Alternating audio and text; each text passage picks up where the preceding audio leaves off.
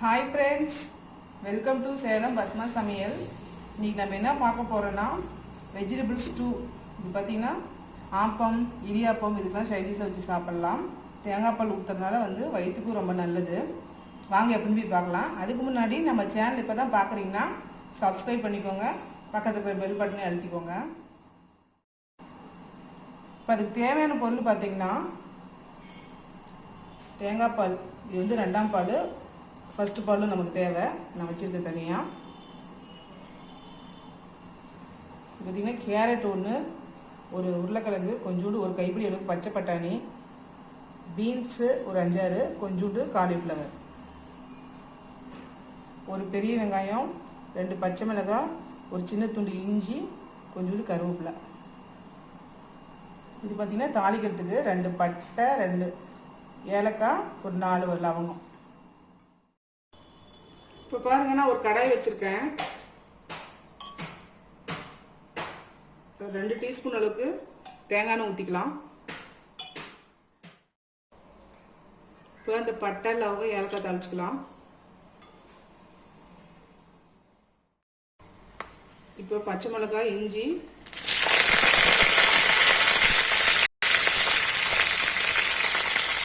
கருவேப்பிலை இதை வச்சு போட்டு வதக்கலாம்.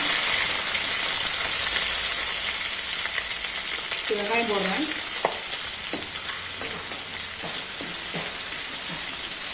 வெங்காயம் ரொம்ப வதங்கக்கூடாதுங்க, லைட்டாக வதங்கினா போதும். இப்போ வெங்காயம் ஓரளவுக்கு வதங்கிடுச்சு. இப்போ நம்ம காய்கறியெல்லாம் போட்டுக்கலாம்.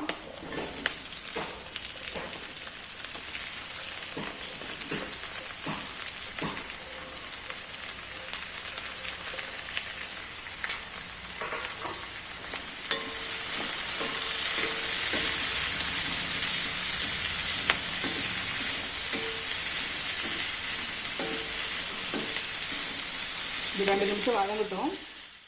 இப்போ காய் பாருங்க 2 நிமிஷம் வதங்கிடுச்சு. இப்போ நம்ம தேங்காய் பால் ஊற்றிக்கலாம். இது 2வது தேங்காய் பால் ஊற்றுறேன்.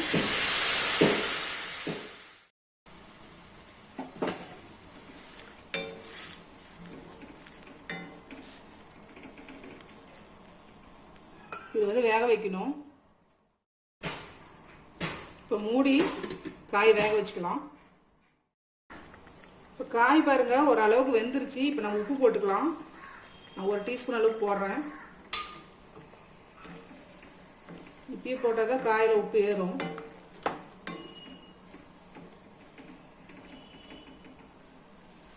இப்போ மறுபடியும் மூடி வேக வச்சுக்கலாம் காயை. இப்போ காயெல்லாம் வெந்துருச்சுங்க. இப்போ நம்ம முதல் தேங்காய் பால் சிம்மில் வச்சிடணும் ஸ்டவ்வை. இது தேங்காய் பால் ஊற்றிட்டு கருவேப்பிலை போடலாம். இது ரொம்ப கொதிக்கூடாது, ஒரு கொதி வரணும். இப்போ பாருங்கள், நமக்கு லைட்டாக கொதி வந்துச்சு பார்த்தீங்களா. இப்போ நம்ம ஆஃப் பண்ணிடலாம். உங்களுக்கு இன்னும் திக்காக வேணும்னா அரிசி மாவோ கார்ன்ஃப்ளவரோ கொஞ்சம் லைட்டாக கரைச்சி ஊற்றி முன்னாடியே கரைச்சி ஊற்றி கொதிக்க வச்சு இறக்க வேண்டியதான். இப்போ பாருங்கள், நம்ம செஞ்ச வெஜிடபிள் ஸ்டூ ரெடி ஆயிடுச்சுங்க. இது நல்லா ஆப்பத்தோடலாம் வச்சு சாப்பிட்டா நல்லா டேஸ்ட்டாக இருக்கும். ஆப்பம், இடியாப்பம் வச்சு சாப்பிட்லாம். இந்த வீடியோ உங்களுக்கு பிடிச்சிருந்தாக்க லைக் பண்ணுங்கள், ஷேர் பண்ணுங்கள், கமெண்ட் பண்ணுங்கள்.